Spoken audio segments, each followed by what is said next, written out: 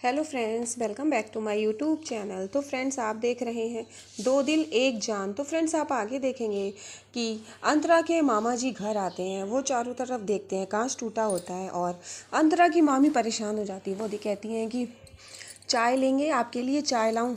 वो कुछ नहीं बोलते हैं। फिर वो सोचती है यहाँ का माहौल वैसे ही गर्म है, क्या करूँ। शरबत लेंगे, मैं आपके लिए शरबत ले आऊँ। वो फिर भी कुछ नहीं बोलते हैं। वो अंतरा की तरफ देखते हैं और वो कहते हैं कि जाओ, जाकर के शरबत में थोड़ा जहर डाल लाना और वो ला कर के सबको पिला दो।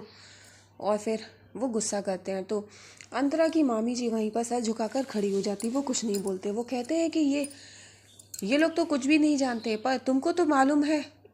तो अंतरा बीच में बोलती है, लेकिन मामा जी को गुस्सा आ जाता है। वो ये कहते हैं कि मैंने तुमसे बात नहीं की है, तुम चुप रहो और यहीं पर खड़ी रहो चुपचाप। और वो अपनी वाइफ से कहते हैं कि सरोज, तुम तो जानती हो यहाँ का माहौल कैसा है, तुमने बताया नहीं। तुम्हें इन लोगों को बताना चाहिए था कि यहाँ पर किस तरह से रहना पड़ता है।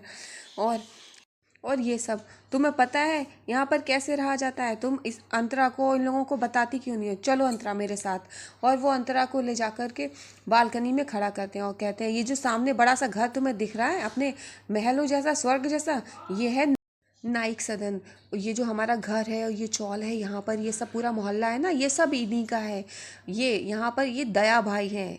इनको अगर हम लोग हफ्ता ना दें तो हम लोग इस घर में नहीं रह सकते हैं। तुम्हें पता है हमारे घर में रहने का मतलब कि हमें इन्हें हफ्ता देना पड़ता है। और वो जो तुम गली में देख रहे हो ना, वो वहाँ पर दुकान पर बैठा हुआ है, तुम्हें दिखाई दे रहा है ना, वो लड़का, वो कोई आम आदमी नहीं है।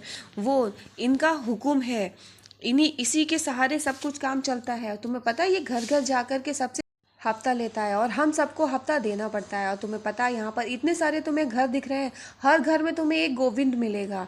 और तुम्हें पता है 20 साल पहले मैंने कश्मीर छोड़ने का फैसला किया था और मैं वहाँ से यहाँ आया था। और तुम्हें पता मैं यहाँ कैसे रहा हूँ आकर। और तुम्हारी मामी जी को यहाँ पर चार दीवारी मिली, सर पर छत मिली अपने आप को छुपाने के लिए। यहाँ पर आकर पे हम रहे और इन्हीं लोगों ने हमें यहाँ पर सहारा दिया और उसके बदले हम उन्हें ब्याज में हफ्ता देते हैं। अगर हम पुलिस को, सरकार को उनका टैक्स नहीं देते तो वो हमें अंदर कर देते हैं, लेकिन अगर हम दया भाई को उनका हफ्ता नहीं देते हैं तो वो हमें यहाँ से बाहर कर देंगे। और मैं नहीं चाहता हूँ कि जो मैं 20 साल पहले वहाँ से आया था, घर से बेघर हो गया था और अब जाके फिर घर से बेघर हो जाऊं।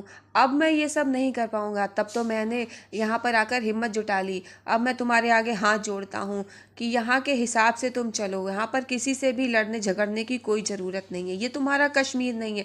तुम अपने पापा के उसूल वहीं छोड़ दो और यहाँ पर यहाँ के हिसाब